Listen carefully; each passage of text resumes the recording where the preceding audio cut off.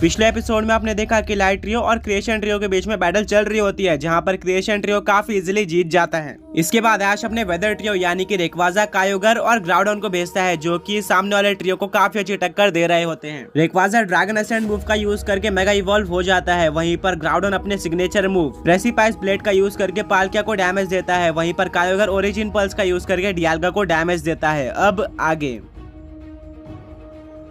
Battle continue होती है। Brock बोलता है कि आज तुम्हें याद ही होगा कि तुम्हें एक ओल्ड कपल ने कुछ ऑर्ब्स दिए थे जब तुम क्रिएशन ट्रियो को डिफीट करने जा रहे थे। ऐश अपने बैग को चेक करता है और बोलता है कि हाँ, वो ऑर्ब मेरे पास हैं। ब्रॉक बोलता है वेल, वो ब्लू और रेड ऑर्ब है जिनका यूज करके तुम ग्राउडन और कायोगर को उनके प्राइमल फॉर्म में कन्वर्ट कर सकते हो। ऐश बोलता है कि क्या प्राइमल फॉर्म में जाने के बाद तो ये पोकेमॉन काफी स्ट्रॉन्ग हो जाते हैं। ब्रॉक बोलता है कि हाँ बिल्कुल, बस तुम्हें इतना करना है कि तुम्हें रेड ऑर्ब ग्राउडन को देना है और ब्लू ऑर्ब देना है कायोगर को, जिसको होल्ड करने के बाद दोनों ही पोकेमॉन कन्वर्ट हो जाएंगे अपने प्राइमल फॉर्म में। ऐश दोनों ऑर्ब बाहर निकालता है। वो कायोगर को ब्लू ऑर्ब देता है, वहीं पर ग्राउडन को रेड ऑर्ब देता है। दोनों ही ऑर्ब को होल्ड करने के बाद दोनों पोकेमॉन शाइन होते हैं और कन्वर्ट हो जाते हैं अपने प्राइमल फॉर्म में, यानी कि ग्राउडन बन जाता है प्राइमल ग्राउडन, वहीं पर कायोगर बन जाता है प्राइमल कायोगर। अब ऐश का पूरा ट्रियो अपने फुल पावर में आ चुका था, क्योंकि कायोगर और ग्राउडन प्राइमल फॉर्म में थे, वहीं पर रेक्वाजा मेगा एवोल्यूशन में था। अब ऐश अपने ग्राउडन को हैमराम अटैक यूज करने बोलता है, कायोगर को ब्लिजार्ड यूज करने बोलता है, वहीं पर रेक्वाजा को एरियल एस अटैक यूज करने बोलता है। तीनों ही पोकेमॉन से अटैक कर देते हैं। इसको काउंटर करने के लिए डियाल्गा यूज करता है हाइपर बीम का, पाल्किया यूज करता है थंडर अटैक का, वहीं पर गिरेटिना यूज करता है एंशिएंट पावर का। सारी अटैक एक दूसरे से टकरा जाते हैं और एक काफी ज्यादा बड़ा धमाका होता है, बट किसी भी पोकेमॉन को डैमेज नहीं पड़ता है। धुआं हट जाता है। अब पाल्किया और डियाल्गा अपने टेक्निक का यूज नहीं कर रहे थे, क्योंकि उनको पता चल गया था कि अब उनकी टेक्निक काम नहीं आने वाली। इसलिए सारे पोकेमॉन एक दूसरे के साथ अपने अटैक का यूज करके ही फाइट कर रहे थे और बैटल काफी ज्यादा इंटेंस हो गई थी। सारे पोकेमॉन एक दूसरे के ऊपर अटैक करके एक दूसरे को डैमेज करते जा रहे थे और वीक कर रहे थे। इतने में ही पाल्किया एक्वा टेल का यूज करता है प्राइमल ग्राउडन के ऊपर, जो कि उसके ऊपर 4 टाइम इफेक्टिव था। इससे ग्राउडन को काफी ज्यादा डैमेज पड़ता है और उसके तुरंत बाद पाल्किया यूज कर देता है हाइड्रो पंप का। ये भी ग्राउडन के ऊपर लग जाता है, बट इससे पहले कि पाल्किया एक और अटैक करता है, रेक्वाजा उसके ऊपर ड्रैगन एसेंट का यूज कर देता है, जिससे उसको डैमेज पड़ता है। वहीं पर कायोगर भी सर्फ अटैक का यूज करता है, जिससे पाल्किया के ऊपर एक काफी बड़ी वेव लगती है। इसको देखते हुए गिरेटिना और डियाल्गा भी अपने अपने अटैक का यूज करते हैं। डियाल्गा यूज करता है रोर ऑफ टाइम का रेक्वाजा के ऊपर, जो कि एक super effective dragon type attack था, जिससे रेक्वाजा को काफी ज्यादा डैमेज पड़ता है। वहीं पर गिरेटिना यूज करता है ऑरा स्पीयर अटैक का कायोगर पर, जिससे कायोगर को भी डैमेज पड़ता है। इसी तरह ये बैटल कंटिन्यू होती है। दोनों ही ट्रियो अपने अपने बेस्ट मूव का यूज कर रहे थे और एक दूसरे को काफी अच्छी टक्कर दे रहे थे, और ये बैटल बिल्कुल इक्वल लेवल पे चल रही थी। ये कहना काफी ज्यादा मुश्किल था कि कौन सा ट्रियो जीतने वाला है। शीना बोलती है कि मैंने ऐसी फाइट कभी भी नहीं देखी है। दो काफी ज्यादा स्ट्रॉन्ग ट्रियो लड़ रहे हैं। दोनों ही ट्रियो एक दूसरे के ऊपर अटैक करके एक दूसरे को वीक कर रहे थे और माउंटेन पे काफी ज्यादा डिस्ट्रक्शन हो रहा था। आसपास रहने वाले वाइल्ड पोकेमॉन भी वहाँ से चले गए थे और सारे पेड़ टूट रहे थे।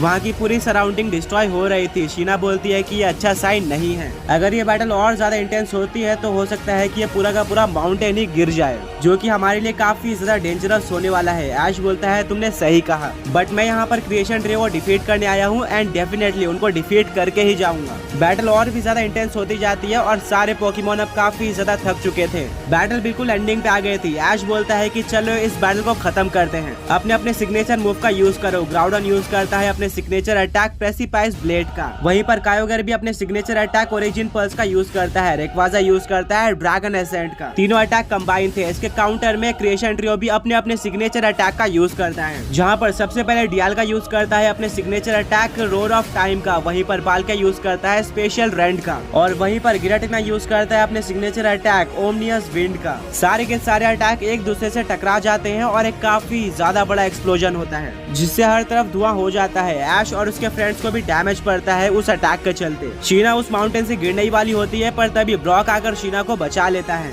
शीना ब्रॉक को थैंक यू बोलती है। वहाँ पर काफी तेज हवा चल रही होती है और सारे ही पोकेमॉन्स कहाँ पर थे किसी को भी अंदाजा नहीं था। और सबसे बड़ा क्वेश्चन ये था कि कौन जीता है। वहाँ पर धुआं काफी देर तक रहता है और फाइनली हट जाता है, और शॉकिंगली हमें देखने को मिलता है कि दोनों ही ट्रियो में से कोई भी नहीं हारा है, सबके सब खड़े हैं। ब्रॉक बोलता है इनको ऐसे ही one of the strongest legendary trio नहीं माना जाता, इनमें काफी अच्छी फाइटिंग स्पिरिट है। पर तभी ऐश को देखने को मिलता है कि कायोगर जमीन पर गिरा हुआ है और वो हार चुका है। वहीं पर क्रिएशन ट्रियो से भी डियाल्गा नीचे गिर जाता है है और हार जाता है, यानी कि अब दोनों ही ट्रियो से दो पोकेमॉन बचे हुए थे जो कि आगे बैटल कर सकते थे। अब ये बैटल और भी ज्यादा इंटरेस्टिंग होने वाले थे क्योंकि ये 2 वर्सेस 2 की बैटल हो गई थी। बैटल कंटिन्यू होती है। ऐश अपने रेक्वाजा को ड्रैगन एसेंट का यूज करने बोलता है गिराटिना के ऊपर, बट गिराटिना अपने घोस्ट टाइप पावर्स का यूज करके टेलीपोर्ट हो जाता है और उस अटैक को काफी इजीली डॉज कर लेता है। वहीं पर पाल्किया रेक्वाजा के ऊपर आइस बीम का यूज करता है जो कि रेक्वाजा पर सुपर इफेक्टिव था। रेक्वाजा को काफी डैमेज पड़ता है। वहीं पर ऐश अपने ग्राउडन को सोलर बीम अटैक का यूज करने बोलता है जिसके लिए वो पावर इकट्ठा करना स्टार्ट कर देता है, पर तभी पाल्किया उसके ऊपर यूज कर देता है हाइड्रो पंप अटैक का, जिससे ग्राउडन का फोकस हट जाता है, साथ में उसको काफी ज्यादा डैमेज भी पड़ता है इस सुपर इफेक्टिव अटैक से। अभी के लिए पाल्किया और गिराटिना डोमिनेट कर रहे होते हैं। गिराटिना यूज करता है ओमिनस विंड अटैक का, जिससे काफी तेज डार्क विंड चलना स्टार्ट हो जाती है, जिससे रेक्वाजा और ग्राउडन को काफी दिक्कत हो रही होती है। ऐश ग्राउडन को ड्रैगन क्लॉ अटैक यूज करने बोलता है, बट हवा इतनी तेज थी कि वो पाल्किया तक पहुंच भी नहीं पाता और अटैक नहीं कर पाता है। इस हवा का फायदा उठाते हुए पाल्किया भी रेक्वाजा के ऊपर स्पेशल रन अटैक का यूज कर देता है,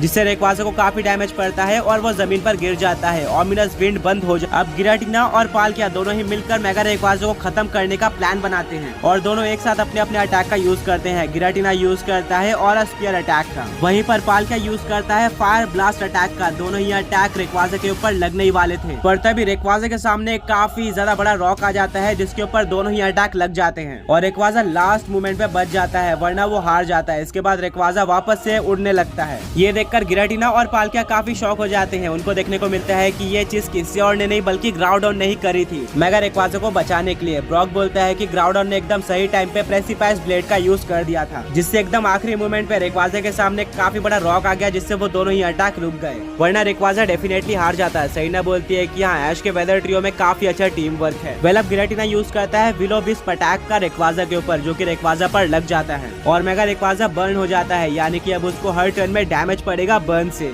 वहीं पर ग्राउडन यूज करता है इरप्शन अटैक का गिराटिना के ऊपर, पर गिराटिना अपने घोस्ट टाइप पावर का यूज करके दोबारा टेलीपोर्ट हो जाता है और वो इरप्शन अटैक लग जाता है पाल्किया पर, जो कि गिराटिना के पीछे था। अब गिराटिना ग्राउडन के पीछे आ जाता है। ऐश बोलता है ग्राउडन अपने पीछे देखो। गिराटिना ग्राउडन के ऊपर अटैक करने ही वाला होता है, तभी काफी तेजी से उसके ऊपर एरियल एस अटैक लगता है, जो कि किसी और ने नहीं बल्कि रेक्वाजा ने किया था। अब रेक्वाजा ने ग्राउडन को बचा लिया था, बिल्कुल उसी तरह से जिस तरह से ग्राउडन ने रेक्वाजा को बचाया था। दोनों ही पोकेमॉन्स में काफी अच्छा टीम वर्क देखने को मिल रहा था। चारों पोकेमॉन्स में काफी इंटेंस फाइट चल रही होती है, पर तभी काफी तेज सनलाइट आ जाती है। ब्रॉक बोलता है कि फाइनली मैं इसी के बारे में सोच रहा था और ग्राउडन ने ये कर दिया है। ऐश बोलता है कि क्या? ब्रॉक बोलता है कि प्राइमल ग्राउडन ने अपनी सिग्नेचर एबिलिटी यानी कि डेसोलेट लैंड यूज कर लिया है। इस एबिलिटी के चलते अब उसके ऊपर पाल्किया के वाटर टाइप अटैक का बिल्कुल भी डैमेज नहीं होने वाला। इससे तुम्हें काफी एडवांटेज मिलने वाला है। पाल्किया यूज करता है हाइड्रो पंप अटैक का ग्राउडन पर, बट ग्राउडन के ऊपर कोई भी असर नहीं पड़ता। इससे कंफर्म हो जाती है कि ग्राउडन ने अपनी एबिलिटी यूज कर ली है। अब गिराटिना यूज करता है ड्रैको म्यूटियोर का, वहीं पर पाल्किया यूज करता है फ्लेम थ्रोअर अटैक का। दोनों ही अटैक कंबाइन हो जाते हैं और ऊपर से काफी सारे फ्लेम म्यूटियोर गिरना स्टार्ट हो जाते हैं। रेक्वाजा और ग्राउडन इसको डॉज करने की कोशिश करते हैं, पर प्राइमल ग्राउडन की स्पीड काफी कम थी, जिसके चलते उसके ऊपर कुछ अटैक लग जाते हैं, बट रेक्वाजा इनको काफी अच्छी तरीके से डॉज कर लेता है। ऐश बोलता है ग्राउडन स्टोन एज अटैक का यूज करो, वहीं पर रेक्वाजा फायर ब्लास्ट अटैक का यूज करो। ये दोनों अटैक भी कंबाइन हो जाते हैं और फायर ब्लास्ट में काफी सारे स्टोन्स आ जाते हैं। ये अटैक देखने में काफी डेंजरस लग रहा था, बट गिराटिना शैडो फोर्स अटैक का यूज करके वहां से गायब हो जाता है और उस अटैक को डॉज कर लेता है। वहीं पर पाल्किया दूसरे डायमेंशन के पोर्टल को खोल देता है, बट वो फायर ब्लास्ट कहीं ज्यादा बड़ा था उस पोर्टल के मुकाबले, जिसके चलते आधा अटैक दूसरे डायमेंशन में चला जाता है, बट आधा अटैक पाल्किया के ऊपर भी लग जाता है। दूसरी तरफ गिराटिना जिसने शैडो फोर्स का यूज किया था वो रेक्वाजा के पीछे आ जाता है और शैडो फोर्स का यूज कर देता है, जिससे रेक्वाजा को डैमेज पड़ता है। रेक्वाजा को बचाने के लिए ग्राउडन भी प्रेसिपाइस ब्लेड का यूज करके गिराटिना को वीक कर देता है। वहीं पर पाल्किया भी स्पेशल रन का यूज करता है ग्राउडन के ऊपर। अब चारों ही पोकेमॉन काफी वीक हो चुके थे। ये बैटल ज्यादा देर नहीं चलने वाले थे और चारों ही पोकेमॉन मिलकर अपने फाइनल मूव का यूज करते हैं। गिराटिना यूज करता है ड्रैको म्यूटियोर का, वहीं पर पाल्किया यूज करता है थंडरबोल्ट का, जिससे ऊपर से काफी सारे थंडर मीटियोर्स गिरना स्टार्ट हो जाते हैं। दूसरी तरफ ग्राउडन यूज करता है इरप्शन अटैक का और रेक्वाजा यूज करता है ट्विस्टर अटैक का, जिससे पाल्किया और गिराटिना की तरफ एक काफी बड़ा फ्लेम टॉर्नेडो बढ़ना स्टार्ट हो जाता है। दोनों ही अटैक उनके टारगेट पोकेमॉन्स पर लग जाते हैं, जिससे काफी ज्यादा बड़ा एक्सप्लोजन होता है। सब लोग श्योर थे कि इस बार रिजल्ट आ जाएगा, क्योंकि सारे पोकेमॉन काफी ज्यादा वीक हो चुके थे और ये अटैक काफी स्ट्रॉन्ग थे। हर तरफ धुआं हो जाता है और सब लोग रिजल्ट का वेट कर रहे होते हैं कि कौन से 2 पोकेमॉन हारे हैं। कुछ टाइम बाद फाइनली धुआं हट जाता है और देखने को मिलता है कि कौन से 2 पोकेमॉन हारे हैं। बट सब ये देखकर शॉक हो जाते हैं कि आसपास कोई भी पोकेमॉन देखने को नहीं मिल रहा है। सब लोग नीचे देखते हैं और देखने को मिलता है कि सारे पोकेमॉन नीचे गिरे हुए हैं। प्राइमल ग्राउडन अपने नॉर्मल फॉर्म में आ चुका है, यानी कि ग्राउडन के फॉर्म में आ गया है। वहीं पर मेगा रेक्वाजा भी अपने बेस फॉर्म में आ चुका था। वहीं पर दूसरी तरफ पाल्किया और गिराटिना भी नीचे गिरे हुए थे। मतलब ये बैटल टाई हो गई थी, इसमें कोई भी ट्रियो नहीं जीता था। ऐश बोलता है तो इसको क्या माना जाएगा? क्या मैं ये बैटल जीता हूँ या फिर हारा हूँ? क्या मैंने क्रिएशन ट्रियो को डिफीट कर दिया है? ब्रॉक बोलता है मेरे अकॉर्डिंग तो तुमने क्रिएशन ट्रियो को 100% डिफीट कर दिया है, क्योंकि टास्क में ये नहीं बताया गया था कि तुम्हारे पोकेमॉन डिफीट होने चाहिए या फिर नहीं होने चाहिए, बल्कि ये बताया गया था कि सामने वाला पोकेमॉन हारना चाहिए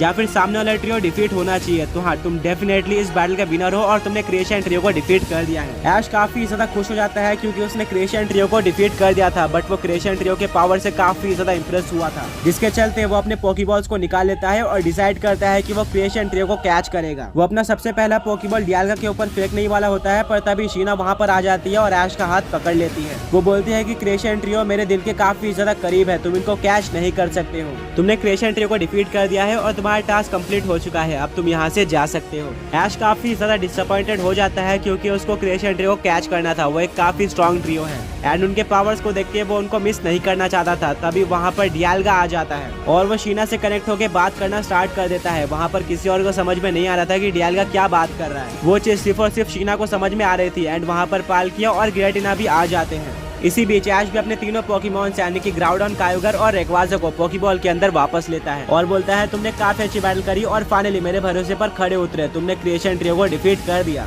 ऐश के सारे फ्रेंड्स काफी ज्यादा खुश होते हैं, बट वो चाहते थे कि ऐश भी क्रिएशन ट्रियो को कैच करे। शीना और क्रिएशन ट्रियो के बीच में काफी लंबी बात होती है एंड उसके बाद शीना क्रिएशन ट्रियो को देखती है और काफी ज्यादा इमोशनल हो जाती है। ऐश बोलता है क्या हुआ शीना, क्रिएशन ट्रियो ने क्या बोला है? शीना बोलती है कि डियाल्गा कहना चाह रहा है कि ऐश एक काफी ज्यादा स्ट्रॉन्ग और अच्छा ट्रेनर है, उसने बैटल में काफी सारे अच्छे स्ट्रेटेजी का यूज किया है एंड उसके पोकेमॉन्स भी उसको काफी ज्यादा पसंद करते हैं एंड उसके लिए कुछ भी कर सकते हैं। एंड अगर किसी ट्रेनर ने हमें डिफीट किया है तो मैं डेफिनेटली मानता हूँ कि वो हमें कैच कर सकता है और यही पोकेमॉन वर्ल्ड का रूल है। पाल्किया और गिराटिना भी इस बात से एग्री करते हैं और वो तुम्हारे साथ जाना चाहते हैं। ऐश बोलता है क्या सच में? ये तो काफी ज्यादा अच्छी बात है, मैं डेफिनेटली इनको कैच करना चाहूंगा और अपने टीम में रखना चाहूंगा। डियाल्गा, पाल्किया और गिराटिना काफी ज्यादा खुश होते हैं, बट शीना बिल्कुल भी खुश नहीं होती है। वो चाहती थी कि क्रिएशन ट्रियो उसके पास ही रहे और उसकी बात माने। क्रिएशन ट्रियो वापस से शीना के पास जाता है और शीना से कनेक्ट होकर बात करना स्टार्ट कर देता है। ऐश बोलता है शीना तुम टेंशन मत लो, अगर तुम्हें डियाल्गा, पाल्किया और गिराटिना से कभी भी मिलना हो तो मुझसे बात कर लेना, मैं तुम्हें मिला दूंगा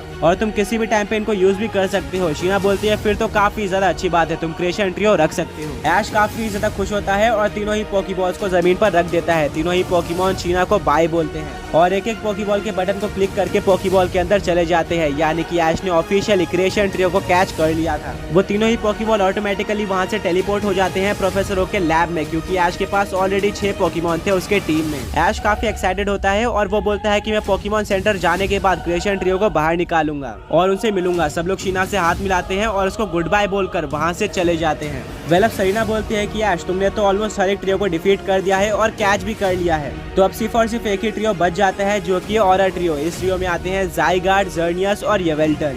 ये ट्रियो तुम्हें कैलोस रीजन में मिलेगा और हम काफी टाइम बाद कैलोस रीजन में जा रहे हैं। मैं काफी ज्यादा एक्साइटेड हूँ। ऐश बोलता है मैं भी काफी एक्साइटेड हूँ इस टास्क को कंप्लीट करने के लिए और ऑरा ट्रियो को कैच करने के लिए। वैसे भी ज़ाइगार्ड और मेरा काफी अच्छा कनेक्शन है। मिस्टी बोलती है कि क्या तुम्हारा कोई कनेक्शन है? ऐश बोलता है कि हाँ, ज़ाइगार्ड एक ड्रैगन और ग्राउंड टाइप का पोकेमॉन है जो कि कैलोस रीजन के इकोसिस्टम को कंट्रोल करता है, बट उसको हेल्प की जरूरत थी, जिसके चलते कैलोस की जर्नी एंड होने के बाद मैंने ग्रिनिंजा को वहीं पर रिलीज कर दिया था और ग्रिनिंजा ज़ाइगार्ड की हेल्प करता था वहाँ पर ब्रांचेस वगैरह को काट कर इकोसिस्टम को कंट्रोल करने में। मिस्टी बोलती है कि हाँ याद आया, तो तुमने इसीलिए अपने ग्रिनिंजा को ज़ाइगार्ड के पास जाकर वापस लिया था। ऐश बोलता है कि हाँ बिल्कुल सही। ब्रॉक बोलता है तो तुम्हें इस मिशन को कंप्लीट करने के लिए अपनी ग्रिनिंजा की हेल्प लेनी चाहिए। ऐश बोलता है ये काफी अच्छा आइडिया है, बट उसके लिए मुझे एक ट्रियो को बाहर निकालना होगा, क्योंकि पोकेमॉन टीम में हम सिर्फ और सिर्फ 6 ही पोकेमॉन्स ले सकते हैं, तो हमें एक पोकेमॉन को बाहर निकालकर ग्रिनिंजा को टीम में वापस लाना होगा। और अगर हम एक पोकेमॉन को बाहर निकालते हैं तो उस ट्रियो के बाकी 2 मेंबर्स को भी हम यूज नहीं कर सकते बैटल में, वरना वो पूरा ट्रियो नहीं माना जाएगा, जिसके चलते हमें उनको भी बाहर निकालना होगा एंड उनके जगह पर भी हम कोई और पोकेमॉन ऐड कर सकते हैं। सरीना बोलती है कि तो तुमने क्या डिसाइड किया है, तुम किस ट्रियो को बाहर निकालने वाले हो और किस ट्रियो को यूज करोगे ऑरा ट्रियो के सामने? ब्रॉक बोलता है कि ऐश तुम्हारी फाइनल टीम क्या होने वाली है। ऐश बोलता है कि मेरा सबसे पहला पोकेमॉन तो डेफिनेटली ग्रीनिंजा होगा, जिसके लिए मुझे पूरा का पूरा लाइट ट्रियो यानी कि सोल्गैलियो, लुनाला और नेक्रोजमा को बाहर करना होगा। ग्रीनिंजा मुझे ज़ायगाट तक पहुंचने में और बाकी ट्रियो से मिलने में काफी ज्यादा हेल्प कर सकता है, क्योंकि वो ज़ायगाट का काफी अच्छा फ्रेंड है। मेरी टीम का सेकंड पोकेमॉन डेफिनेटली पिकाचू होगा, जो कि मेरे टीम में वापस आ जाएगा। मैंने उसको पहले रिमूव कर दिया था। मेरे पोकेमॉन टीम का थर्ड पोकेमॉन हुपा हो सकता है, जो कि हमें ट्रैवल करने में काफी हेल्प करने वाला है। और बाकी 3 पोकेमॉन डेफिनेटली कोई ना कोई एक ट्रियो होगा, जो कि हमें हेल्प करेगा और ट्रियो को डिफीट करने में। और मेरे अकॉर्डिंग मुझे वेदर ट्रियो को रखना चाहिए। ब्रॉक बोलता है मुझे लगता है कि तुम्हें क्रिएशन ट्रियो के साथ जाना चाहिए। दोनों ही ट्रियो पावर के मामले में इक्वल है, बट क्रिएशन ट्रियो के पास कुछ ऐसी एबिलिटीज है जो कि वेदर ट्रियो के पास नहीं है, जैसे कि डीएल का टाइम को स्लो या फिर फास्ट करके तुमको एक काफी ज्यादा बड़ा एडवांटेज दे सकता है। वहीं पर पालकिया पोर्टल्स को खोलकर अटैक को डॉज कर सकता है और गिरेटिना के पास भी शैडो फोर्स जैसे अटैक्स हैं। सरीना और मिस्टी भी ब्रॉक की बात से एग्री करते हैं, जिसके बाद ऐश भी डिसाइड कर लेता है कि अब वो क्रिएशन ट्रियो को अपनी टीम में रखेगा। ये सब डिसाइड करने के बाद ऐश लाइट ट्रियो को बाहर निकालता है और बोलता है कि सॉरी, मुझे तुम्हें कुछ टाइम के लिए बाहर निकालना होगा। लाइट ट्रियो मान जाता है और ऐश पोकेमॉन सेंटर में जाके लाइट ट्रियो को पीसी में स्टोर कर देता है। एंड इसके बाद वो प्रोफेसर को कॉल लगाता है और अपने पास ग्रीनिंजा, पिकाचू और हुपा को बुला लेता है। वहीं पर इसके बाद ऐश अपने वेदर ट्रियो यानी कि रेक्वाजा, ग्राउडन और कायोगर को प्रोफेसर ओक के लैब में भेज देता है। एंड उसके बदले मंगाता है क्रिएशन ट्रियो यानी कि डियाल्गा, पालकिया और गिरेटिना को, जो कि अभी टेलीपोर्ट हुए थे। प्रोफेसर ओक ऐश को सारे 6 पोकेमॉन्स भेज देते हैं और ऐश अपनी पोकेमॉन टीम बना लेता है। वो क्रिएशन ट्रियो को बाहर निकालता है। तीनों ही पोकेमॉन्स ऐश से मिलकर काफी ज्यादा खुश होते हैं। उनको ऐश का कैरेक्टर काफी ज्यादा पसंद आया था। ऐश बोलता है कि अब मुझे एक ट्रियो को कैच करना है, जो कि ऑरा ट्रियो, और उसके लिए मुझे तुम्हारी हेल्प चाहिए होगी। तीनों ही पोकेमॉन बिल्कुल रेडी होते हैं ऐश की हेल्प करने के लिए, जिसके बाद ऐश उन तीनों को पोकेबॉल के अंदर ले लेता है। पिकाचू भी ऐश से दोबारा मिलकर काफी खुश होता है। अब ऐश अपने ग्रीनिंजा को बाहर निकालता है और सब कुछ बता देता है। ग्रीनिंजा बिल्कुल रेडी हो जाता है और काफी खुश होता है ज़ायगाट से मिलने के लिए। वो एक जगह पर अपनी आंख बंद करके सेंस करता है कि अभी के लिए ज़ायगाट किधर है और सेंस कर लेता है। ग्रीनिंजा बताता है कि ज़ायगाट अभी तक उसी फॉरेस्ट के अंदर है जहाँ पर तुमने मुझे रिलीज किया था एंड अपने टीम में वापस भी लिया था, यानी कि वाइंडिंग वुड्स में। एंड अभी तक वो इकोसिस्टम को प्रोटेक्ट कर रहा है गार्चॉम्प के साथ। एंड गार्चॉम्प काफी अच्छा काम कर रहा है। ये सुनने के बाद ऐश अपने हुपा को बाहर निकालता है और बोलता है कि हुपा, हमें तुम्हारी हेल्प चाहिए, हमें अभी के अभी टेलीपोर्ट कर दो वाइंडिंग वुड फॉरेस्ट में। हुपा कैलोस के बारे में काफी अच्छे तरीके से जानता था, जिसके चलते वो अपनी रिंग का यूज करके सबको टेलीपोर्ट कर देता है वाइंडिंग वुड्स में, जिससे सबके सब वाइंडिंग वुड्स में पहुंच जाते हैं। वहाँ पर काफी शांति थी, जिसको देखकर सबको डर लग रहा था। तभी उनके ऊपर एक ब्रांच अटैक कर देता है, जिसको सेंस करके ग्रीनिंजा कट अटैक का यूज करता है और सब उस ब्रांच से बच जाते हैं। ऐश बोलता है कि अभी भी ये प्रॉब्लम ठीक नहीं हुई है। सब उस फॉरेस्ट के अंदर आगे बढ़ते हैं और उनको एक जगह पर बुश हिलते हुए दिखती है। ऐश बोलता है कि वहाँ पर कोई है। ग्रीनिंजा वहाँ पर जाकर चेक करता है, बट उसको कोई भी पोकेमॉन देखने को नहीं मिलता। तभी ग्रीनिंजा के पीछे से एक ब्रांच अटैक करती है, जिसको लास्ट मोमेंट पे ग्रीनिंजा कट कर देता है और तभी वहाँ पर और भी काफी सारी ब्रांचेस आना स्टार्ट हो जाती है, जो कि ऐश और उसके फ्रेंड साथ में ग्रीनिंजा, पिकाचू और हुपा के ऊपर भी अटैक करना स्टार्ट कर देती है। इतने सारे ब्रांचेस को ग्रीनिंजा अकेले नहीं संभाल पा रहा था। तभी वहाँ पर एक गार्चॉम्प आ जाता है और ग्रीनिंजा की हेल्प करना स्टार्ट कर देता है। कुछ टाइम ब्रांच कट करने के बाद सारे ब्रांचेस गायब हो जाते हैं और सब लोग अब फ्री हो चुके थे। मिस्टी बोलती है कि ये गार्चॉम्प कहाँ से आया और ये हमारी हेल्प क्यों कर रहा है। तभी ऐश पहचान जाता है कि ये कोई और नहीं बल्कि मेरा गार्चॉम्प है। ऐश गार्चॉम्प से काफी टाइम बाद मिला था और गार्चॉम्प भी ऐश से मिलकर काफी ज्यादा खुश था। ऐश गार्चॉम्प से पूछता है कि ज़ायगाट कहाँ पर है, हमें उससे मिलना है। गार्चॉम्प आगे बढ़ना स्टार्ट कर देता है। पिकाचू बताता है कि गार्चॉम्प बोलना चाह रहा है कि मुझे फॉलो करो, जिसके बाद ऐश और उसके फ्रेंड्स गार्चॉम्प को फॉलो करना स्टार्ट कर देते हैं। और कुछ टाइम बाद गार्चॉम्प एक केव के पास आ जाता है, जिस केव के अंदर ऐश और उसके फ्रेंड्स एंटर करते हैं। तभी ग्रीनिंजा काफी अजीब सा बिहेव करना स्टार्ट कर देता है और वो आगे की तरफ काफी तेजी से भागता है। सब ग्रीनिंजा के पीछे भागते हैं और उनको देखने को मिलता है कि सामने से ज़ायगाट भी काफी तेजी से आ रहा है और उनको समझ आ जाता है कि यहाँ पर क्या हो रहा है। ग्रीनिंजा और ज़ायगाट काफी टाइम बाद मिले थे एंड उन्होंने एक दूसरे को सेंस कर लिया था, जिसके चलते वो काफी ज्यादा एक्साइटेड थे एक दूसरे से मिलने के लिए। ज़ायगाट और ग्रीनिंजा काफी टाइम तक मिलते हैं एंड इसके बाद ऐश अपनी सारी बातें बताता है। ऐश बोलता है कि मुझे पोकेमॉन मास्टर से बैटल करना है, जिसके लिए फर्स्ट टास्क ये है कि मुझे सारे लेजेंडरी ट्रियो को डिफीट करना है और मैंने अभी तक सारे ट्रियो को डिफीट कर लिया है, सिर्फ और सिर्फ एक ट्रियो को छोड़कर, एंड वो है ऑरा ट्रियो, जिसमें आते हैं ज़ायगाट, ज़र्नियस और येवेल्टल। तो मुझे इस ट्रियो को भी डिफीट करना है, जिसके लिए मुझे तुम्हारी हेल्प चाहिए। हाँ, इस ट्रियो में तुम भी इंक्लूडेड हो, जिसके चलते मुझे तुमसे भी बैटल करके डिफीट करना होगा। ज़ायगाट ऑन द स्पॉट बैटल करने के लिए एक्सेप्ट कर लेता है। ऐश बोलता है बट यहाँ पर एक ट्विस्ट है, मुझे तुमसे अकेले बैटल नहीं करना है, बल्कि मुझे पूरे ट्रियो से एक साथ बैटल करना है। जिसके लिए तुम्हारे साथ यहाँ पर जर्नियस और येवेल्टल भी होने चाहिए। ज़ायगार्ड बोलता है ठीक है। ज़ायगार्ड कुछ टाइम के लिए शांत रहता है एंड वहाँ पर अचानक से जर्नियस आ जाता है। ऐश बोलता है और येवेल्टल कहाँ पर है, तभी बाहर से कोई आवाज आती है। ऐश और उसके फ्रेंड्स केव के बाहर जाते हैं एंड उनको देखने को मिलता है कि येवेल्टल ऊपर उड़ रहा था। उनको लगा कि ज़ायगार्ड किसी इंपॉर्टेंट चीज के लिए उनको यहाँ पर बुला रहा है। ज़ायगार्ड बाहर आ जाता है और वो जर्नियस और येवेल्टल को सारी चीजें एक्सप्लेन करता है। जर्नियस और येवेल्टल भी समझ जाते हैं और सारे पोकेमॉन ऐश का चैलेंज एक्सेप्ट कर लेते हैं। मिस्टी बोलती है कि ऐश, इससे पहले कि ये बैटल चालू हो मैं चाहती हूँ कि तुम इस ट्रियो को ना पकड़ो, क्योंकि ये ट्रियो कैलोस रीजन को हैंडल करने में काफी ज्यादा बड़ा रोल प्ले करता है। ज़ायगार्ड इकोसिस्टम को कंट्रोल करता है एंड तुम्हें काफी अच्छी तरीके से पता होगा कि इस फॉरेस्ट के अंदर काफी सारी ब्रांचेस है जो कि किसी के ऊपर भी अटैक कर देती हैं एंड उनको संभालने के लिए ज़ायगार्ड का यहाँ पर होना काफी ज्यादा जरूरी है। वहीं पर दूसरी तरफ जर्नियस कंट्रोल करता है लाइफ को। वो किसी भी मरे हुए पोकेमॉन को वापस से जिंदा कर सकता है। वहीं पर येवेल्टल एक काफी एबिल पोकेमॉन है। वो ज्यादा बड़ा रोल तो प्ले नहीं करता है, बट एक पोकेमॉन को पकड़ के कोई फायदा नहीं है। तो मेरे अकॉर्डिंग तुम्हें पूरे ट्रियो को नहीं कैच करना चाहिए। ब्रॉक भी इस बात से एग्री करता है और बोलता है कि ऐश, मिस्टी बिल्कुल सही कह रही है। अगर तुमने ज़ायगार्ड को कैच कर लिया तो हो सकता है कि पूरा कैलोस ही डिस्ट्रॉय हो जाए, क्योंकि ज़ायगार्ड इकोसिस्टम को मेंटेन करने में काफी बड़ा रोल प्ले करता है। जर्नियस और येवेल्टल भी पॉपुलेशन को कंट्रोल करने में काफी बड़ा रोल प्ले करते हैं। तो मेरे अकॉर्डिंग तुम्हें भी इनमें से किसी पोकेमॉन को कैच नहीं करना चाहिए। हाँ, तुम इन पोकेमॉन्स को डिफीट कर सकते हो,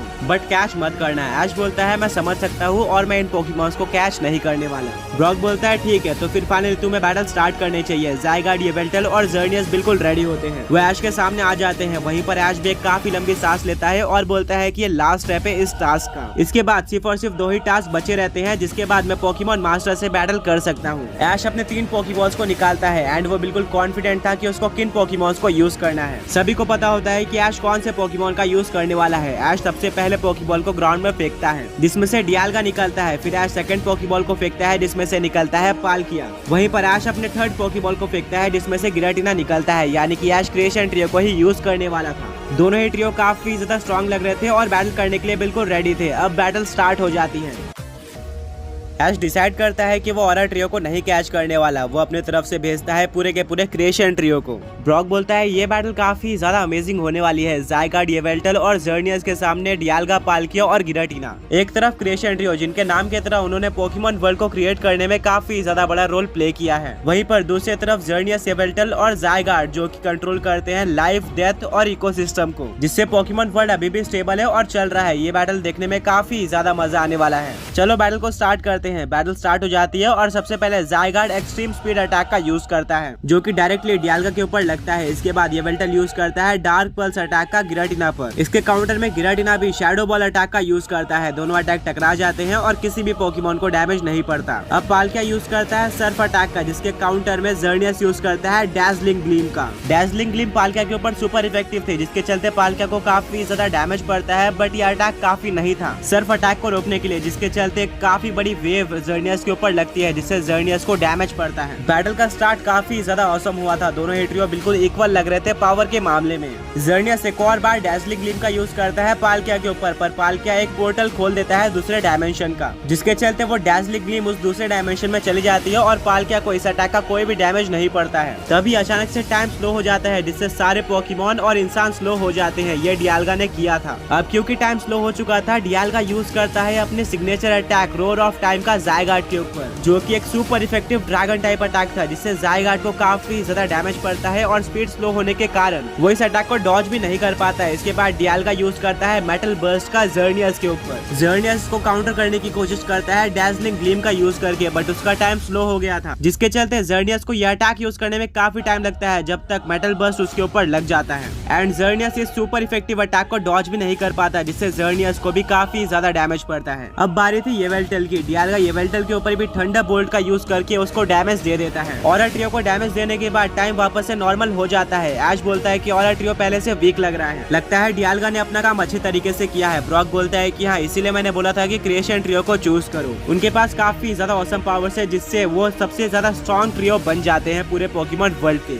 बट हाँ, हमें ये भी नहीं भूलना चाहिए कि ऑरा ट्रियो भी काफी स्ट्रॉन्ग है एंड उनके पास भी काफी ऑसम पावर्स है। अब जर्नियस अपने सिग्नेचर अटैक जियोमेंसी का यूज करता है गिराटिना के ऊपर, जो कि बाकी फेरी टाइप से वीक था। गिराटिना को यह अटैक लगने वाला होता है, पर तभी वो शैडो फोर्स का यूज करके जर्नियस के पीछे आ जाता है और शैडो फोर्स अटैक का यूज कर देता है, जिससे जर्नियस को डैमेज पड़ता है। पर तभी ज़ायगार्ड अपने सिग्नेचर अटैक 1000 एरोस का यूज कर देता है, जिससे काफी सारे शॉक वेव्स आसमान में जाते हैं और एक एक करके क्रिएशन ट्रियो के ऊपर गिरना स्टार्ट हो जाते हैं। तीनों ही क्रिएशन ट्रियो के ऊपर ये वेव्स गिरते हैं, जिससे सारे पोकेमोन को डैमेज पड़ता है। अब पाल्किया काफी ज्यादा गुस्सा हो जाता है और यूज करता है स्पेशल रेंट का ज़ायगार्ड के ऊपर, बट ज़ायगार्ड इस अटैक को डॉज कर लेता है, जिससे यह अटैक वेस्ट चला जाता है। सारे 6 पोकेमोन एक दूसरे से बैटल करते हैं और ये बैटल काफी ज्यादा इंटेंस हो जाती है। कोई भी पोकेमोन हार मानने को तैयार नहीं था और सब इक्वल लग रहे थे। ऐसा बताया नहीं जा सकता था कि कौन सा ट्रियो डोमिनेट कर रहा है। एक टाइम पर ऐसा लगता था कि क्रिएशन ट्रियो डोमिनेट कर रहा है, बट वहीं पर दूसरे टाइम पर ऑरा ट्रियो भी मैच में आ जाता था। दोनों ही ट्रियो अपना बेस्ट दे रहे थे। ऐश बोलता है हम ऐसे तो नहीं जीतने वाले, हमें एक पोकेमोन को टारगेट करना होगा, जैसे कि मैंने वेदर ट्रियो और लैंड ट्रियो के बैटल में किया था। ऐश अपने तीनों ही पोकेमोन्स को अपना सिग्नेचर मूव यूज करने बोलता है, यानी कि डियाल्गा को रोर ऑफ टाइम, पाल्किया को स्पेशल,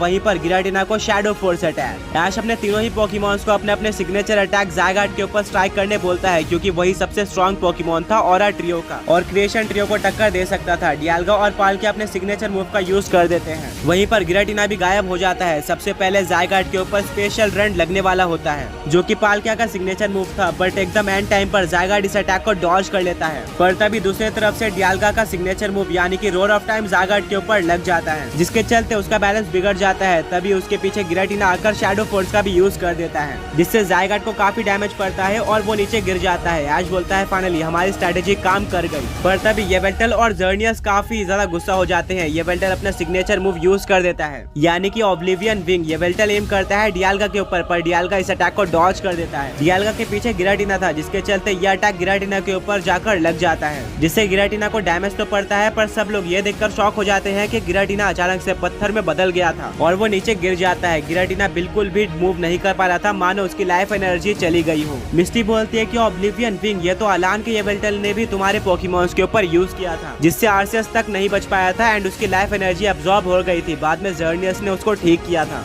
और यही सेम चीज ये वाइल्ड येवेल्टल भी कर रहा है। ऐश बोलता है कि हाँ मुझे याद आया, ये तो काफी डेंजरस मूव है। सहीना बोलती है कि मतलब हम ऑरा ट्रियो को भी कम नहीं समझ सकते, उनके पास भी काफी ऑसम पावर्स हैं। ऐश बोलता है कि अब मैं अपने गिराटिना को कैसे ठीक करूं। ब्रॉक बोलता है कि अब गिराटिना को ठीक करने का एक ही रास्ता है, जो कि है जर्नियस। बट अब क्योंकि जर्नियस तुम्हारा अपोनेंट है, तो जर्नियस तुम्हारी बात नहीं मानने वाला है, इसलिए बेहतर ये है कि गिराटिना के ऊपर से ध्यान हटाकर पाल्किया और डियाल्गा के ऊपर ध्यान दो। ये दोनों पोकेमोन्स मिलकर अगर ऑरा ट्रियो को डिफीट कर देते हैं, तो तुम ठीक कर सकते हो गिराटिना को। ऐश बोलता है कि हाँ ये सही रहेगा। ऐश अपने डियाल्गा और पाल्किया पे फोकस करता है और बोलता है अब ये बैटल 2 वर्सेस 3 होने वाली है, बट मुझे पूरा भरोसा है कि तुम लोग इस बैटल के विनर बनने वाले हो। बैटल कंटिन्यू होती है और दोबारा से येवेल्टल यूज करता है ऑब्लिवियन विंग अटैक का। वहीं पर जर्नियस यूज करती है जियोमेंसी अटैक का। ये दोनों ही अटैक कंबाइन हो जाते हैं और एक काफी बड़ी लेजर क्रिएट होती है, जो कि पाल्किया के ऊपर लगने ही वाली होती है। पर तभी डियाल्गा टाइम को स्लो कर देता है और उस लेजर को रोर ऑफ टाइम अटैक का यूज करके डिस्ट्रॉय कर देता है, जिससे पाल्किया बच जाता है। ऐश राहत की सांस लेता है, क्योंकि अगर यह अटैक पाल्किया के ऊपर लग जाता तो वो भी स्टोन बन जाता, जिसके बाद डियाल्गा को ये बैटल अकेले लड़नी पड़ती और उसके लिए ये बैटल जीतना बिल्कुल इम्पॉसिबल हो जाता। अब ज़ायगार्ड, जो कि काफी ज्यादा वीक हो चुका था, वो वापस से खड़े हो जाता है बैटल करने के लिए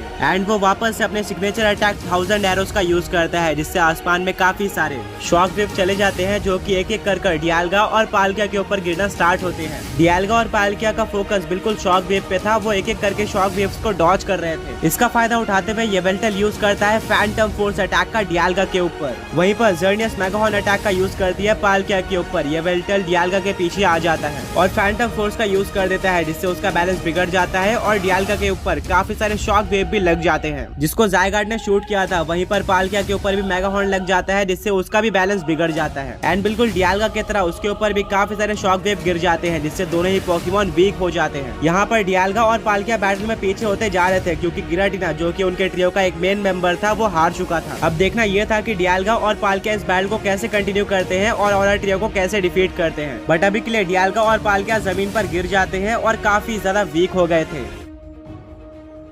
अब ये बैटल 2 वर्सेस 3 की हो गई थी। डियाल्गा और पाल्किया काउंटर नहीं कर पा रहे थे, जिसके चलते वो काफी वीक हो गए थे, बट किसी तरह वो लोग वापस उठते हैं। इसके बाद ज़ायगार्ड यूज करता है ड्रैगन पल्स अटैक का पाल्किया के ऊपर, जिसको पाल्किया डॉज कर लेता है। वहीं पर जर्नियस मून ब्लास्ट अटैक का यूज करता है डियाल्गा के ऊपर। डियाल्गा भी इस अटैक को डॉज कर लेता है, बट इसके तुरंत बाद येवेल्टल अपने सिग्नेचर अटैक ऑब्लिवियन विंग का यूज कर देता है डियाल्गा के ऊपर। डियाल्गा का ध्यान पूरी तरह से मून ब्लास्ट के ऊपर था, जिसके चलते उसके ऊपर ऑब्लिवियन विंग लग जाता है और धीरे धीरे डियाल्गा भी पूरी तरह से पत्थर में बदल जाता है और नीचे गिर जाता है। यानी कि अब क्रिएशन ट्रियो से 2 मेंबर हार चुके थे, जो कि थे डियाल्गा और गिराटिना, और सिर्फ पाल्किया बचा हुआ था। दूसरी तरफ फॉरर ट्रियो के तीनों ही मेंबर्स यानी कि ज़ायगार्ड, येवेल्टल और जर्नियस पूरी तरह से गियर्ड अप लग रहे थे। ऐश बोलता है शायद मैंने गलती कर दी है, मुझे बैकअप की तरह एक और ट्रियो लाना चाहिए था अगर यहाँ पर क्रिएशन ट्रियो हार जाता है, जिसके मुझे काफी चांसेस लग रहे हैं, क्योंकि पाल्किया स्ट्रॉन्ग तो है बट वो अकेले 3 सुपर स्ट्रॉन्ग पोकेमॉन्स को हैंडल नहीं कर पाएगा। एंड अगर यहाँ पर पाल्किया हार जाता है तो डेफिनेटली मैं ये बैटल हार जाऊंगा और ऑरा ट्रियो मुझे दूसरा मौका नहीं देने वाले। मेरे पास अभी के लिए कोई और ट्रियो भी नहीं है जिससे मैं ऑरा ट्रियो के साथ बैटल को कंटिन्यू कर सकता हूँ।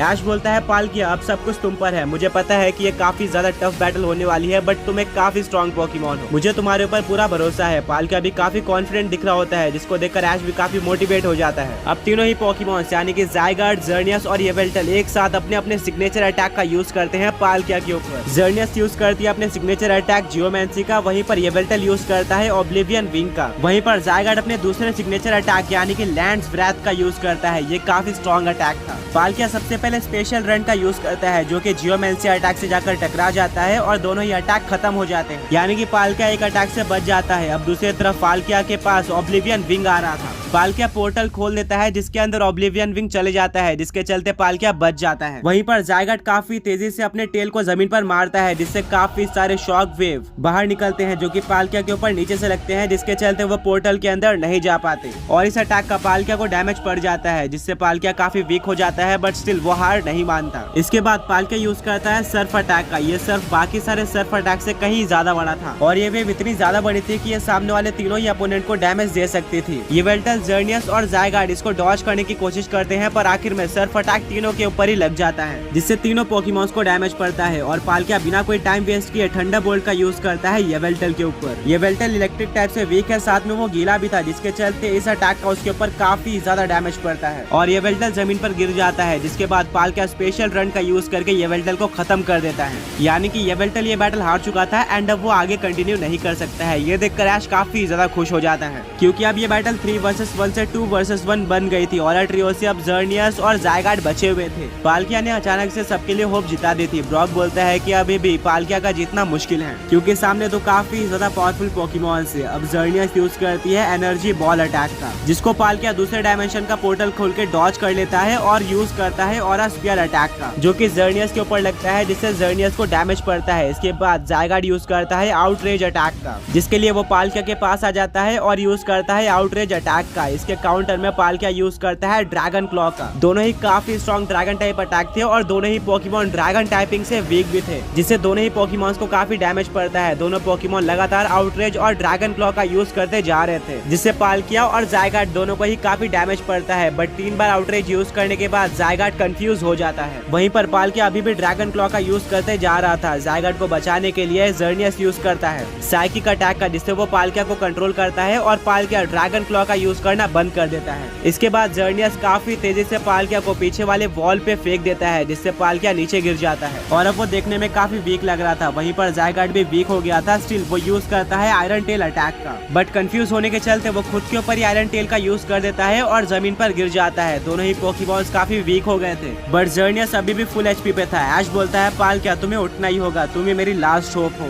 पर पाल्किया ने ऑलरेडी काफी सारे अटैक सह लिए थे और ऐसा लग रहा था कि अब वो आगे बैटल नहीं कर सकता है। तभी अचानक से ज़ायगार्ड काफी ज्यादा अजीब तरीके से ग्लो करना स्टार्ट कर देता है। सब लोग काफी कंफ्यूज हो जाते हैं कि ज़ायगार्ड के साथ क्या हो रहा है, जबकि वो एक सिंगल स्टेज का पोकेमॉन है, वो ना ही इवॉल्व हो सकता है और ना ही उसके पास कोई प्री एवोल्यूशन है, तो वो किस बात के लिए ग्लो कर रहा है। काफी सारे छोटे छोटे पार्टिकल्स ज़ायगार्ड के पास आते हैं, जिससे ज़ायगार्ड की बॉडी धीरे धीरे बड़े होने लगती है। किसी को भी कोई आइडिया नहीं था कि ज़ायगार्ड के साथ क्या हो रहा है। इतने में पाल्किया भी वापस खड़े हो जाता है। वो आगे बैटल करके ऐश को जिताना चाहता था। कुछ टाइम बाद ज़ायगार्ड कम्प्लीटली एक डिफरेंट पोकेमॉन में कन्वर्ट हो जाता है, जो कि पहले से कहीं ज्यादा बड़ा था। ब्रॉक बोलता है कि अब मुझे समझ में आया, ज़ायगार्ड अपने 100% फॉर्म में कन्वर्ट हो रहा था और ये ज़ायगार्ड का 100% फॉर्म है। ऐश बोलता है कि क्या ज़ायगार्ड का 100% फॉर्म, ये तो देखने में काफी ज्यादा स्ट्रॉन्ग लग रहा है। ब्रॉक बोलता है ये सिर्फ देखने में ही नहीं बल्कि असलियत में ज़ायगार्ड का सबसे ज्यादा स्ट्रॉन्ग फॉर्म है। इस फॉर्म में ज़ायगार्ड तभी कन्वर्ट हो सकता है जब ज़ायगार्ड के सारे सेल यानी कि 100% सेल एक साथ आ जाए, और यहाँ पर बिल्कुल ऐसा ही हुआ है। ऐश बोलता है मतलब अब कंपटीशन और भी काफी ज्यादा टफ होने वाला है।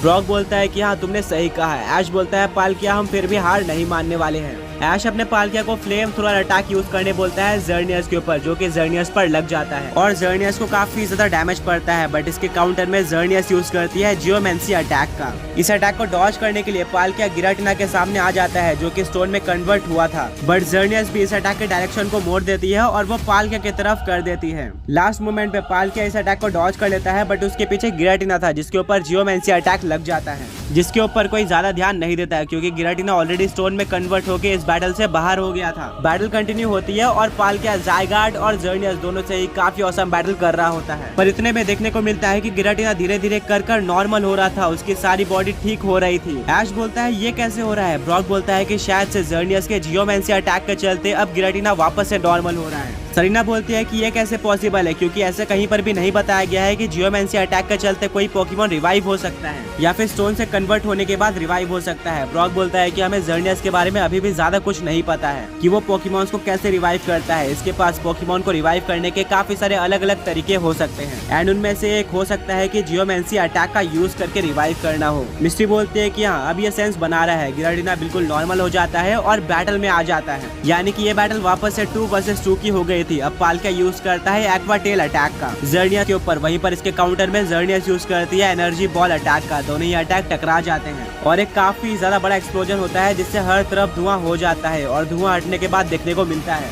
कि दोनों ही लेजेंडरी पोकेमॉन यानी कि पाल्किया और ज़र्नियस हार गए हैं। ऐश पाल्किया से काफी खुश होता है क्योंकि उसने इस बैटल में काफी बड़ा रोल प्ले किया था। वो पाल्किया को पोकेबॉल के अंदर वापस लेता है और बोलता है कि अब सब कुछ गिराटिना पर छोड़ दो, तुमने काफी अच्छी बैटल करी है। अब ज़ायगार्ड आयरन टेल अटैक का यूज करता है जिसके काउंटर में गिराटिना यूज करता है शैडो क्लॉ अटैक का। दोनों अटैक टकरा जाते हैं और दोनों ही पोकेमॉन्स को डैमेज पड़ता है। इसके बाद ज़ायगार्ड यूज करता है अपने सिग्नेचर अटैक लैंड्स व्रेथ का, जिसके लिए वो अपनी टेल जमीन पर मारता है जिससे काफी सारे शॉक वेव गिराटिना की तरफ आना स्टार्ट हो जाते हैं। पर लास्ट मोमेंट पे गिराटिना शैडो फोर्स का यूज करके वहाँ से टेलीपोर्ट हो जाता है और ज़ायगार्ड के पीछे आ जाता है और शैडो फोर्स का यूज कर देता है जिससे ज़ायगार्ड को काफी ज्यादा डैमेज पड़ता है। अब ज़ायगार्ड यूज करता है ड्रैगन टेल अटैक का, वहीं पर गिराटिना यूज करता है ड्रैगन पल्स अटैक का। ये दोनों ही अटैक टकरा जाते हैं और क्योंकि दोनों ही पोकेमॉन्स ड्रैगन टाइप से वीक थे इसलिए दोनों को ही काफी ज्यादा डैमेज पड़ता है। दोनों ही पोकेमॉन सुपर स्ट्रॉन्ग लग रहे थे और बताया नहीं जा सकता था कि कौन सा पोकेमॉन जीतने वाला है। इसके बाद गिराटिना यूज करता है ओमिनस विंड अटैक का, जिससे काफी तेज हवा चलना स्टार्ट हो जाती है और यह हवा डार्क थी जिससे ज़ायगार्ड को डैमेज भी पड़ रहा था, साथ में उसको बैटल करने में मुश्किल हो रही थी। ज़ायगार्ड किसी तरह से एक्सट्रीम स्पीड अटैक का यूज करने की कोशिश करता है बट वो इस विंड के अंदर आगे नहीं बढ़ पाता। ऐश बोलता है गिराटिना यही मौका है, शैडो बॉल अटैक का यूज करो। गिराटिना शैडो बॉल का यूज कर देता है जो कि ज़ायगार्ड के ऊपर लग जाता है। एक काफी ज्यादा बड़ा एक्सप्लोजन होता है और हवा रुक जाती है। ऐश बोलता है गिराटिना लगता है काम हो गया है, ज़ायगार्ड पूरी तरह से हार चुका है अपने 100% फॉर्म में होकर भी। कुछ टाइम बाद धुआं हटता है और सब ये देखकर शॉक रह जाते हैं कि ज़ायगार्ड अभी भी खड़ा हुआ है। ऐश बोलता है ऐसे तो ये बैटल काफी ज्यादा लंबी चलने वाली है गिराटिना, अब हमें अपना सीक्रेट वेपन यूज करना पड़ेगा। गिराटिना भी समझ जाता है कि उसको क्या करना है, पर ब्रॉक, मिस्ट्री और सरीना काफी कंफ्यूज होते हैं कि ऐश कौन से सीक्रेट वेपन के बारे में यूज कर रहा है क्योंकि उनको इसके बारे में कोई भी आइडिया नहीं होता है। ऐश बोलता है ठीक है गिराटिना, पेरिस्टोंग अटैक का यूज करो। गिराटिना पेरिस्टोंग का यूज कर देता है और ये ज़ायगार्ड के ऊपर लग भी जाता है। ब्रॉक बोलता है कि अच्छा तो ऐश इस सीक्रेट वेपन के बारे में बात कर रहा था। पेरिस्टोंग अटैक के चलते एक पोकेमॉन 3 टन्स होने के बाद अपने आप हार जाएगा। अब गिराटिना को बस 3 टन्स किसी तरह करके निकालने हैं। ज़ायगार्ड यूज करता है ड्रैगन टेल अटैक का, बट अपने घोस्ट टाइप पावर्स का यूज करके गिराटिना इस अटैक को डॉज कर लेता है और पीछे से ऑरा स्पीयर का यूज करता है जो कि ज़ायगार्ड के ऊपर लग जाता है। अब 1 टन हो गया था। इसके बाद ज़ायगार्ड यूज करता है क्रंच अटैक का। गिराटिना इस अटैक को डॉज नहीं कर पाता और उसके ऊपर यह अटैक लग जाता है और इसका फायदा उठाते हुए ज़ायगार्ड फाइनली अपना सिग्नेचर अटैक यानी कि 1000 एरोस का यूज कर देता है, जिससे आसमान से काफी सारे शॉक वेव गिराटिना के ऊपर गिरना स्टार्ट हो जाते हैं और उसको काफी ज्यादा डैमेज पड़ता है। वो अटैक को डॉज करने की कोशिश तो करता है पर ज्यादातर शॉक वेव उसके ऊपर गिर जाते हैं और गिराटिना नीचे गिर जाता है। वहीं पर ज़ायगार्ड का 100% फॉर्म भी नीचे गिर जाता है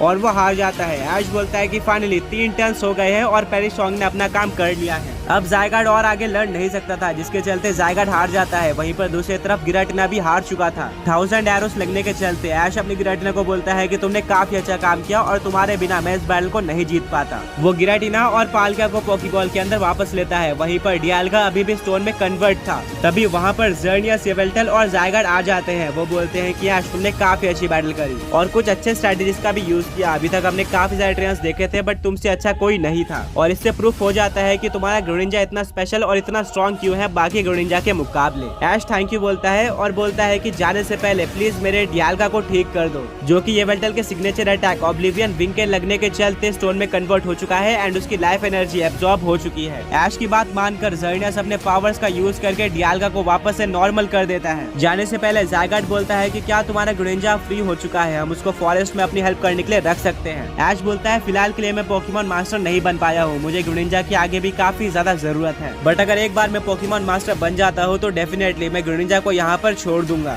तब तक के लिए गार्चम्प तुम्हारी हेल्प करेगा। ज़ायगार्ड मान जाता है और पूरा ऑरा ट्रियो वहाँ से चले जाता है। ऑरा ट्रियो को डिफीट करने के बाद ऐश और उसके फ्रेंड्स काफी ज्यादा खुश होते हैं एंड अब वो लोग सेकंड टास्क को कंप्लीट करने जा रहे थे। ऐश पूरे क्रिएशन ट्रियो को थैंक यू बोलता है और सबको पोकेबॉल के अंदर वापस ले लेता है। वहीं पर वो अपने ग्रेनिंजा को भी थैंक यू बोलता है और पोकेबॉल के अंदर वापस ले लेता है। ब्रॉक, मिस्टी और सरीना ऐश को कांग्रेट्स बोलते हैं फर्स्ट टास्क कंप्लीट करने के लिए। ब्रॉक बोलता है कि अब क्योंकि फर्स्ट टास्क कंप्लीट हो चुका है तो अब तुम्हें सेकंड टास्क कंप्लीट करना है, जिसके अकॉर्डिंग तुम्हें एक अननोन ट्रेनर को एक सिंगल टाइपिंग के 6 पोकेमॉन्स का यूज करके डिफीट करना है। देखने में ये काफी ज्यादा डिफिकल्ट टास्क लग रहा है। ऐश बोलता है मेरे लिए कोई टास्क डिफिकल्ट नहीं है। सरीना बोलती है कि बट तुम उस ट्रेनर से कहाँ मिलोगे और वो ट्रेनर है कौन। ऐश बोलता है कि इसके लिए शायद से हमें पोकेमॉन मास्टर चैंपियनशिप के चेयरमैन से कांटेक्ट करना चाहिए। ब्रॉक बोलता है कि हाँ तुमने सही कहा है। ऐश पोकेमॉन मास्टर चैंपियनशिप के चेयरमैन को कॉल लगाता है। ब्रॉक बोलता है कि हाँ तुमने सही कहा है। ऐश पोकेमॉन मास्टर चैंपियनशिप के चेयरमैन को कॉल लगाता है और बोलता है कि मैंने फर्स्ट टास्क कंप्लीट कर लिया है, जहाँ पर मैंने सारे के सारे लेजेंडरी ट्रियो को डिफीट कर दिया है। पोकेमॉन मास्टर चैंपियनशिप चेयरमैन ऐश की प्रोग्रेस चेक करता है और बोलता है क्या तुम सारे ट्रियो के नाम बता सकते हो और उनके मेंबर्स भी जिनको तुमने डिफीट किया है या फिर कैच किया है।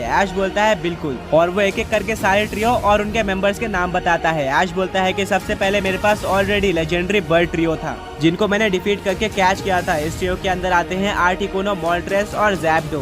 फिर मैंने कैच किया लेजेंडरी बेस ट्रियो को जिसमें आते हैं एंटे, राइको और स्वीकून। इसके बाद मैं कैच करता हूँ लाइट ट्रियो को जिसमें आते हैं सोल्गैलियो, लुनाला और नेक्रोजमा। फिर मैं जाता हूँ हुइन रीजन में कैच करने वेदर ट्रियो को एंड फिर मैं उनको सक्सेसफुली कैच भी कर लेता हूँ। वेदर ट्रियो के 3 मेंबर से रेक्वाजा, ग्राउडन और कायोगर। आगे जाकर लाइट ट्रियो और वेदर ट्रियो के हेल्प से मैं कैच कर लेता हूँ क्रिएशन ट्रियो को जिसमें आते हैं डियाल्गा, पालकिया और गिराटिना। फाइनली कैलोस रीजन में ट्रैवल करके मैं अपने लास्ट ट्रियो को कैच कर लेता हूँ जो कि है ऑरा ट्रियो। इस ट्रियो में आते हैं ज़ायगार्ड, येवेल्टल और ज़र्नियस। पोकेमॉन चेयरमैन बोलता है कि तुम्हारे रिकॉर्ड्स को देखते हुए अभी भी तुमने एक ट्रियो को कैच नहीं किया है। ऐश बोलता है कि क्या वो कौन सा ट्रियो है, मैंने तो प्रॉपर रिसर्च के साथ सारे ट्रियो को कैच किया है। पोकेमॉन मास्टर चैंपियनशिप का चेयरमैन बोलता है कि इस ट्रियो को कैच करने में काफी लोग मिस्टेक करते हैं और ये ट्रियो है गलारियन बर्ड्स। इस ट्रियो के अंदर लेजेंडरी बर्ड्स के रीजनल फॉर्म है या फिर गलारियन फॉर्म है, यानी कि गलारियन, आर्टिकुनो, ज़ैप्डोस और मोल्ट्रेस। तुम्हें इनको कैच करना अभी भी बाकी है। ऐश बोलता है कि क्या इसका मतलब हमें गलारियन बर्ड्स को भी डिफीट करना होगा। चेयरमैन बोलता है कि हाँ, इनको डिफीट करने के बाद या फिर कैच करने के बाद ही तुम सेकंड टास्क के लिए प्रोसीड कर सकते हो। ऐश फोन रख देता है। ब्रॉक बोलता है क्या हुआ। ऐश बोलता है कि अभी भी हमें एक ट्रियो को पकड़ना बाकी है जो कि है गलारियन बर्ड्स। ब्रॉक बोलता है गलारियन बर्ड्स ये तो लेजेंडरी बर्ड्स के रीजनल फॉर्म है, मुझे नहीं पता था कि ये भी एक ट्रियो में काउंट होते हैं। ऐश बोलता है वेल हाँ, मुझे भी यही लगा था बट अभी हमें इनको कैच करना पड़ेगा और अब हमें गला रीजन जाना है। मिस्टी बोलती है कि तुम्हें अपनी पोकेमॉन टीम चेंज करनी होगी क्योंकि ये कम्प्लीटली डिफरेंट ट्रियो है। सरीना बोलती है कि नहीं, मेरे अकॉर्डिंग तो टीम चेंज करने की कोई जरूरत नहीं है क्योंकि गलारियन बर्ड्स ज्यादा स्ट्रॉन्ग ट्रियो नहीं है, तुम उनको काफी इजीली डिफीट कर सकती हो। ब्रॉक भी सरीना के बात से एग्री करता है और ऐश भी डिसाइड करता है कि वो अब अपनी पोकेमॉन टीम को चेंज नहीं करेगा। वो अपने हुपा को बाहर निकालता है और बोलता है कि हुपा अब हमें गलारियन बर्ड्स को कैच करना है जिसके लिए हमें गला रीजन में टेलीपोर्ट कर दो। हुपा समझ जाता है और वो अपनी रिंग का यूज करता है जिसका यूज करके वो सबको टेलीपोर्ट कर देता है गला रीजन में। इतने टाइम बाद ऐश और उसके फ्रेंड्स गला रीजन में आके काफी ज्यादा खुश होते हैं। अब ऐश को नहीं पता था कि उसको गलारियन बर्ड्स कहाँ पर मिलने वाले हैं। वो इसके लिए लियोन से कांटेक्ट करता है। लियोन बोलता है गलारियन बर्ड्स, बट तुम उनको क्यों कैच करना चाहते हो। ऐश सब कुछ बता देता है कि उसको टास्क के लिए इनको कैच करना है। लियोन बोलता है कि बाकी सारे ट्रियो से बिल्कुल अलग गलारियन ट्रियो एकदम अलग अलग रहते हैं, उनको एक साथ लाना काफी मुश्किल है अनलेस एंड अनटिल तुम किसी ट्रिक का यूज करो उनको एक साथ लाने के लिए। ऐश बोलता है तो क्या तुमको गलारियन बर्ड्स की लोकेशन पता है। लियोन बोलता है कि वो हमें कहीं पर भी रैंडमली मिल सकते हैं पूरे गला रीजन में। एंड हाँ, तुम्हें एक लेजेंडरी पोकेमॉन क्लू देखने को मिलेगा मिलेगा जो कि एक लेटर होगा। उस लेटर में तुम्हें हिंट मिलेगा कि वो लेजेंडरी गलारियन बर्ड्स तुम्हें कहाँ मिल सकते हैं पूरे गलार रीजन के अंदर। ऐश बोलता है तो वो क्लू हमें कैसे मिलने वाला है। लियोन बोलता है कि मेरे फ्रेंड रेहान के पास वो क्लू है, तुम उससे वो क्लू ले सकते हो। ऐश रेहान को ऑलरेडी जानता था जिसके चलते वो रेहान के पास जाकर वो क्लू मांगता है। रेहान बोलता है लेजेंडरी बर्ड्स का क्लू वो मेरे पास था तो बट वो मुझे काफी टाइम पहले मिला था जब मैं चाइल्डहुड में गलार रीजन में ट्रैवल किया करता था और नए पोकेमॉन्स को पकड़ना चाहता था। अभी मुझे कोई भी अंदाजा नहीं है कि वो क्लू कहाँ होगा। ऐश बोलता है क्या तुम ढूंढ सकते हो। रेहान बोलता है बिल्कुल। रेहान ढूंढना स्टार्ट कर देता है और उसको कुछ टाइम बाद फाइनली वो क्लू मिल जाता है जिसको लेकर वो ऐश के पास आता है। ऐश बोलता है फाइनली वो क्लू मिल गया। रेहान बोलता है कि हाँ बट ये काफी ज्यादा पुराना हो चुका है। ऐश उस लेटर को खोल के देखता है एंड उसमें कुछ लिखा हुआ था जो कि उतने अच्छे तरीके से विजिबल नहीं था बट फिर भी उसको पढ़ा जा सकता था। ऐश रेहान को थैंक यू बोलता है और ऐश और उसके फ्रेंड्स वहाँ से चले जाते हैं। ऐश वो लेटर देता है ब्रॉक को। ब्रॉक उस लेटर को खोलता है और बोलता है कि इस लेटर के अकॉर्डिंग गलार रीजन में एक ट्री है जहाँ पर तुमको तब जाना है जब सन अपने पीक पर हो, यानी कि काफी ज्यादा धूप हो। वो ट्री काफी शाइन करता है एंड उसके पत्ते देखकर तुम्हें ऐसा लगेगा कि वो जलने वाले हैं बट ऐसा नहीं होता। काफी सारे पोकेमॉन वहाँ पर रहते हैं और यहाँ पर कुछ लेजेंडरी बर्ड्स भी रहने आते हैं धूप से बचने के लिए। ऐश बोलता है मतलब ओवरऑल हमें एक पेड़ को ढूंढना है पूरे गलार रीजन में। सरीना बोलती है कि क्या तुम्हें नहीं लगता कि ये काफी ज्यादा डिफिकल्ट टास्क होने वाला है क्योंकि गलार में काफी सारे पेड़ हैं और एक पर्टिकुलर ट्री को ढूंढना काफी ज्यादा डिफिकल्ट होने वाला है, स्पेशली जब तुम्हारे पास उसकी कोई पिक्चर भी ना हो। ब्रॉक बोलता है एक मिनट, इस लेटर में तो और भी पेजेस है। वो पेज को पलटता है एंड उसको उस ट्री का एक रफ स्केच देखने को मिलता है जो कि कुछ इस तरह का था। ऐश और उसके फ्रेंड्स उस स्केच को देखकर समझ जाते हैं कि वो पेड़ कैसा दिखने वाला है। वो स्केच इतना अच्छा भी नहीं था बट एक रफ आइडिया लेने के लिए बिल्कुल परफेक्ट था। ऐश और उसके फ्रेंड्स समझ जाते हैं। मिस्टी बोलती है कि ब्रॉक उस लेटर के अंदर और भी पेजेस हो सकते हैं। ब्रॉक और भी पेजेस ढूंढने का ट्राई करता है एंड वहाँ पर सच में 3 पेजेस थे। सबसे पहले पेज में लिखा हुआ था the bird of orange dashed off to the wild area. इसका मतलब किसी को भी समझ में नहीं आता है। वहीं पर वो सेकंड पेज देखते हैं तो वहाँ पर लिखा हुआ था the bird of black flew off to the isle of armour. सब काफी कंफ्यूज होते हैं कि इसका मतलब क्या है। फिर वो थर्ड पेज को देखते हैं एंड उस पेज में लिखा हुआ था the bird of purple set off across the crown tundra. Misty बोलती है कि ये तो काफी कंफ्यूजिंग है। सरीना बोलती है कि डेफिनेटली एक पजल है जिसको हमें सॉल्व करना है और इसके लिए अगर हम किसी गलार रीजन के ट्रेनर की हेल्प ले तो बेस्ट होगा। वो इसको सॉल्व कर सकता है और हमारी हेल्प कर सकता है। ऐश बोलता है कि हाँ ये बिल्कुल परफेक्ट रहेगा। ऐश दोबारा से लियोन को कॉल लगाता है और बोलता है हमें रेहान से क्लू तो मिल गया है बट ये क्लू काफी ज्यादा डिफिकल्ट है समझने के लिए। ये एक पजल के तरह है जिससे हमें सॉल्व करना होगा गलारियन बर्ड्स तक पहुंचने के लिए और इसके लिए हमें किसी गलार रीजन के ट्रेनर की जरूरत है क्योंकि हमें गलार रीजन के बारे में ज्यादा इन्फॉर्मेशन नहीं है जिसके चलते हम इस पजल को सॉल्व नहीं कर पा रहे हैं, इसीलिए हमें तुम्हारी हेल्प चाहिए। लियोन बोलता है समझ गया, अपनी लोकेशन दो और मैं अभी वहाँ पर आ जाता हूँ। ऐश अपनी लोकेशन लियोन को देता है और कुछ टाइम बाद लियोन अपने कॉर्बिनाइट पर बैठकर वहाँ पर आ जाता है। लियोन बोलता है कि ऐश तुमसे काफी टाइम बाद मिलकर अच्छा लगा, मैंने सुना है कि तुम पोकेमॉन मास्टर बनने जा रहे हो। ऐश बोलता है कि हाँ लियोन तुमने बिल्कुल सही सुना है और इसी के लिए मैं अपने टास्क कंप्लीट कर रहा हूँ। लियोन बोलता है बेस्ट ऑफ लक। मेरे अकॉर्डिंग पोकेमॉन वर्ल्ड में अगर कोई पोकेमॉन मास्टर बनने के लिए डिजर्विंग है भी तो वो तुम ही हो। मुझे अभी भी याद है कि मैं काफी ज्यादा कॉन्फिडेंट था कि पोकेमॉन वर्ल्ड में मुझे कोई भी डिफीट नहीं कर सकता है और मैंने 125 प्लस बैटल जीतने की स्ट्रिक भी बनाई थी बट आगे जाके पोकेमॉन वर्ल्ड चैंपियनशिप के फाइनल में तुमने मुझे डिफीट कर दिया और तभी से मैं तुम्हें रिस्पेक्ट करने लगा हूँ। डेफिनेटली तुम पोकेमॉन मास्टर बनोगे।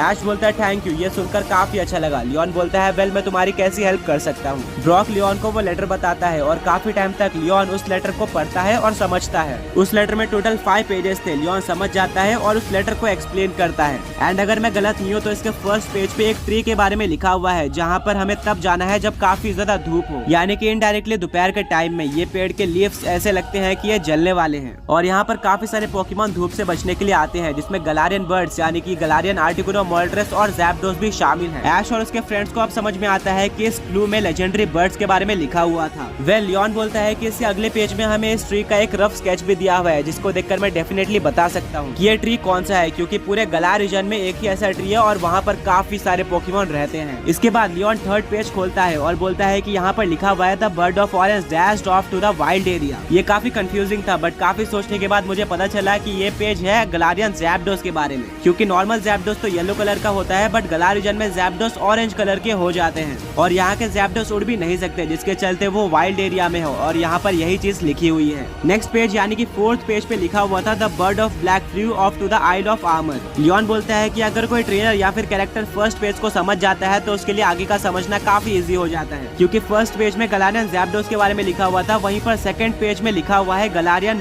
मॉल्ट्रेस के बारे में। नॉर्मली मॉल्ट्रेस येलो कलर का होता है, बट गलारियन मॉल्ट्रेस होता है ब्लैक और पर्पल कलर का। और यहाँ पर उसके कलर के बारे में बताया गया है एंड उसकी लोकेशन भी बताई गई है, वो आइल ऑफ आर्मर में है। ऐश बोलता है आइल ऑफ आर्मर ये कौन सी जगह है? लियोन बोलता है ये काफी पॉपुलर जगह है गलार रीजन में, जिसके बारे में मैं आगे तुम्हें बताने वाला हूँ एंड वहाँ पर हम जाने भी वाले हैं। मैं तुम्हारी पूरी हेल्प करने वाला हूँ। इसके बाद लियोन लास्ट पेज यानी कि 5th पेज को निकालता है, जहाँ पर लिखा हुआ था the bird of purple set off across the crowd Tundra. Brock बोलता है मुझे गेस करने दो, ये गलारियन आर्टिकुनो के बारे में है। लियोन बोलता है ब्रॉक तुमने बिल्कुल सही कहा, नॉर्मली आर्टिकुनो एक ब्लू कलर का पोकेमॉन होता है, बट गलार रीजन में गलारियन आर्टिकुनो होते हैं जो कि पर्पल कलर के होते हैं एंड यहाँ पर उसके कलर के बारे में बताया गया है। एंड बाकी दोनों बर्ड्स की तरह इसकी लोकेशन भी यहाँ पर बताई गई है, वो क्राउन टंड्रा में है। बिल्कुल आइल ऑफ आर्मर की तरह ये भी काफी ज्यादा पॉपुलर जगह है गलार रीजन में। लियोन ने इस पूरे लेटर को डिकोड कर लिया था। लियोन बोलता है कि अब हमें उन सारे गलारियन बर्ड्स की लोकेशन पता चल चुकी है, अब वहाँ पर हमें जाकर इनको ढूंढना होगा और फिर किसी तरह से इनको एक साथ लाना होगा, जिसके बाद तुम इनको डिफीट कर सकते हो या फिर कैच कर सकते हो। ऐश बोलता है फिर देरी किस बात की, चलो चलते हैं। लियोन बोलता है कि सबसे पहले हमें उस ट्री को ढूंढना होगा। ऐश बोलता है फिर देरी किस बात की, चलो चलते हैं। लियोन बोलता है कि सबसे पहले हमें उस ट्री को ढूंढना होगा जिसके बारे में इस लेटर में लिखा हुआ है। लियोन अपने कॉर्विनाइट को बाहर निकालता है और उसके ऊपर बैठ जाता है और बोलता है मुझे काफी अच्छे तरीके से पता है कि ये ट्री कहाँ पर है, मेरा पीछा करो और मैं तुम्हें उस ट्री के पास पहुंचा दूंगा। ऐश अपने डियाल्गा को बाहर निकालता है, इसको देखकर लियोन काफी ज्यादा शॉक रह जाता है कि ऐश के पास इतना स्ट्रॉन्ग लेजेंडरी पोकेमॉन है।